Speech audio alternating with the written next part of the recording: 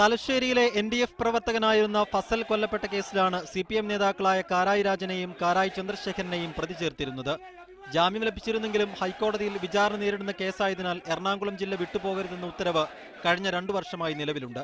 CPM ജില്ലാ secretariat അംഗം കാരായി രാജനെ ജില്ലാ പഞ്ചായത്തിലേക്കും കാരായി ചന്ദ്രശേഖരനെ തലശ്ശേരി നഗരസഭയിലേക്കും മത്സരിപ്പിക്കാനുള്ള ജില്ലാ സെക്രട്ടേറിയറ്റിന്റെ നിർദ്ദേശം സംസ്ഥാന സമിതി അറിയിക്കും.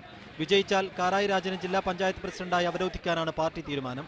ഇക്കാര്യത്തിൽ സംസ്ഥാന സമിതിയുടെ അനുമതി ലഭിച്ചാൽ ഉടൻ തന്നെ ജാമ്യ വ്യവസ്ഥകളിൽ ഇളവ് തേടി ഹൈക്കോടതിയെ സമീപിക്കാനാണ് ഇരുവരുടെയും തീരുമാനം.